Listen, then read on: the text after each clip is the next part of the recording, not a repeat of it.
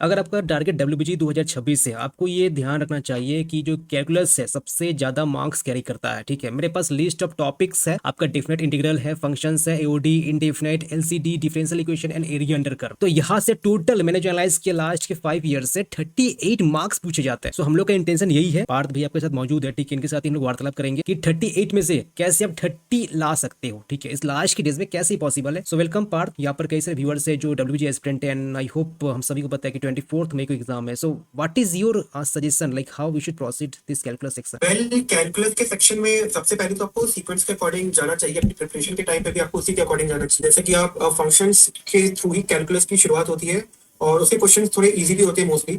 तो आप फंक्शंस के क्वेश्चन से स्टार्ट कर सकते हो और वो इजी भी है कंपैरेटिवली, तो उनको सॉल्व करके आपको एक कॉन्फिडेंस भी मिलेगा। फिर आप आगे डेफिनेट इंटीग्रल के क्वेश्चंस को अप्रोच कर सकते हो क्योंकि उसमें न्यूमेरिकल आंसर्स होते हैं और बहुत सारी प्रॉपर्टीज होती है डेफिनेट इंटीग्रल्स की, जिसका सिंपली आप क्वेश्चन में ही उसको इंप्लीमेंट करके क्वेश्चन से सीधा आंसर निकाल सकते हो। आपको सॉल्व करने की जरूरत नहीं पड़ेगी।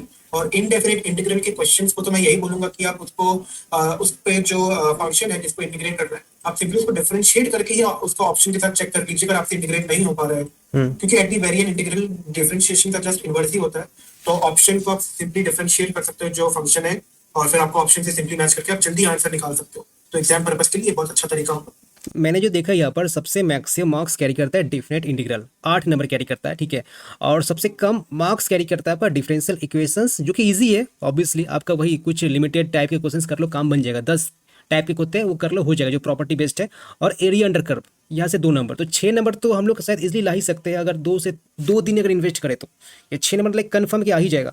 अब जैसे तुमने कहा फंक्शंस को लेकर के, तो फंक्शंस में देखा जाता है कई लोगों को बोरिंग लगता है, स्किप कर देते हैं। मतलब मैंने जो देखा है बहुत सारा, मतलब ग्राफ्स के ऊपर सवाल आते हैं। ठीक है, तो फंक्शंस को मुझे क्या ज़्यादा प्रायोरिटी देना चाहिए या मुझे डेफिनेट को टच करना चाहिए? बिकॉज डेफिनेट थोड़ा इजी होता है, 8 नंबर कैरी भी करता है। वेल, पर्टिकुलरली आपको वैसे तो अगर आप इन दोनों पे कंपेयर कर रहे हो तो डेफिनेट इंटीग्रल पे आप ज्यादा फोकस करो क्योंकि ऑफ कोर्स उसकी वैल्यू भी ज्यादा है, इंटरेस्टिंग भी है और वो और इजी कंपैरेटिवली और रियलिस्टिक है, तो आप उसको और अच्छे से अप्रोच कर सकते हो। फंक्शंस को मैंने इसलिए आपको बोला था क्योंकि फंक्शंस कैलकुलस का बेस एस्टैब्लिश करता है, उसका लॉजिक एस्टैब्लिश करता है। अगर आप फंक्शन को अच्छे से समझ लेते हो तो उन्हीं फंक्शंस को डिफरेंशिएट करना, उनके डिफरेंशियल इक्वेशंस को सॉल्व करना, उसी फंक्शंस का जब एरिया अंडर कर्व आप निकालोगे उसको सॉल्व करना, ये सारे के सारे बेसिक्स आपके सिस्टमैटिकली क्लियर होंगे। और वो क्लियरिटी जो आपको फंक्शंस पर के इन टॉपिक्स के ऊपर आएगी उसके थ्रू फिर आपके लिए और कन्वीनियंटली इजी हो जाएगा इनके क्वेश्चंस को अप्रोच करने के लिए। अच्छा, एक और सबसे इंपॉर्टेंट है, मैं ये डिस्कस करना चाहता हूँ तुमसे कि इनडेफिनेट इंटीग्रल जो है ना, यहाँ पर मतलब सवाल कैसे है कोई नहीं जानता है 5 ही नंबर, मतलब काफ़ी एक कह सकते हैं थोड़ा बोरिंग टाइप का है। ठीक है, मतलब मैंने भी जब एग्जाम दिया था वेबजी का, जेई का, तो मैंने देखा था कि भाई इंटीग्रेशन में सबसे इजी है डेफिनेट, सबसे बोरिंग आपका इनडेफिनेट। तो इनडेफिनेट को क्या मुझे अभी करना चाहिए कि बाद में इसको पोस्टपोन करना चाहिए? नहीं भाई चलो इसको थोड़ा दिन के अंदर निपटा देंगे। मैं तो बोलूंगा कि क्योंकि ऑब्जेक्टिव एग्जामिनेशन है तो आप इंडेफिनेट इंटीग्रल में नहीं फोकस करिए उतना, क्योंकि उतनी मार्क्स भी नहीं है और इसको सॉल्व करने की वैसे तो जरूरत भी नहीं है। अगर आपसे नहीं हो रहे होंगे क्वेश्चंस तो आप सिंपली उस फंक्शन को जिसको इंटीग्रेट करना है आप उसको डिफरेंशिएट करके सीधा उसको ऑप्शन से चेक कर सकते हो कि वो मैच हो रहा है कि नहीं। क्योंकि फंक्शन इंटीग्रेट नहीं होगा इसकी सबसे ज्यादा सर्टेनिटी अगर फंक्शन बहुत हार्ड आ गया तो। बट आप किसी भी फंक्शन को डिफरेंशिएट जरूर कर सकते हो, वो करना बहुत ईजी होता है। तो अब डिफरेंशिएशन तो वैसे ही आता है आपको, तो आप उसी का इस्तेमाल करके ऑब्जेक्टिव जो क्वेश्चन होते हैं इंडेफिनेट इंटीग्रल के आप उनको सॉल्व कर सकते हो। तो वो आप कर सकते हो एग्जामिनेशन में। तो मैंने जो एनालाइज किया है कि टोटल जो आपका कैलकुलस है उसको मैंने 3 सेगमेंट में डिवाइड कर दिया, क्लब करके। ठीक है, पहला जो सेगमेंट है जिसको मुझे करना ही चाहिए, जैसे तुमने कहा भी कि फंक्शंस कर लेते हैं, बेसिक तो क्लियर हो ही जाएगा, बेस रेडी हो जाएगा। दूसरा chapter different integrals, marks carry ज़्यादा करता है। एंड तीसरा हम लोग का जो एओटी है, एप्लीकेशन ऑफ डेरिवेटिव्स, तो ये आपका सेगमेंट 1 रह गया। ठीक है, सेगमेंट 2 में मैंने क्या रखा है, एलसीडी रखा है, डिफरेंशियल इक्वेशन रखा है, एरिया अंडर कर्व रखा है। एंड जो सेगमेंट 3 है आपका इनडेफिनेट रखा है। तो मेरे हिसाब से लाइक तुम भी यही कहना चाहते हो कि पहले हम लोग को सेगमेंट 1 करना है, देन सेगमेंट 2 करना है, एंड देन सेगमेंट 3 करना है जो इनडेफिनेट है।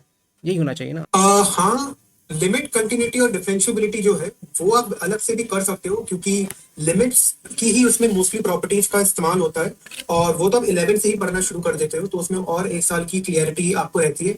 और उसमें तो कभी कभी क्वेश्चन इतने इजी आ जाते हैं कि आप सिंपली जीरो जो पुट करना होता है फंक्शन उसी को पुट करके सिंपली आंसर निकाल सकते हो।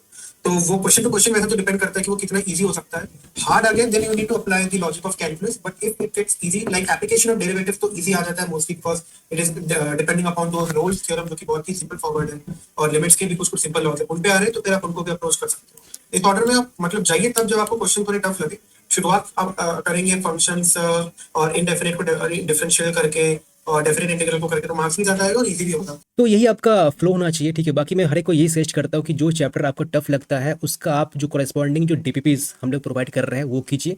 अगर कोई चैप्टर इजी लगता है कि नहीं तो हो ही जाएगा मेरे से, तो उसका आपको डीपीपीज सॉल्व करने का नहीं टाइम ही नहीं है, उसका आप एक काम कर सकते हो, जो चैप्टर वाइज मॉक टेस्ट हम लोग प्रोवाइड कर रहे हैं, जो भी हम लोग क्रैश कोर्स का बैच है, आप वहाँ से चैप्टर वाइज मॉक टेस्ट कर लीजिए। लाइक देखो, डिफरेंशियल इक्वेशंस, एरिया और एलसीडी ये कुछ हद तक लोग कर ही लेते हैं, ईजियर साइड में होते हैं, तो इनका आप चाहो तो सिर्फ चैप्टर वाइज मॉक टेस्ट कर लो, पीओक्यूज कर लो, जो चैप्टर वाइज पीओक्यूज भी हम लोग ऐड कर रखे हैं। बाकी जो डिफिनाइट है, फंक्शंस है, एओडी है, इस पर आप थोड़ा बहुत टाइम दे सकते हो, जो भी डीपीपीस है।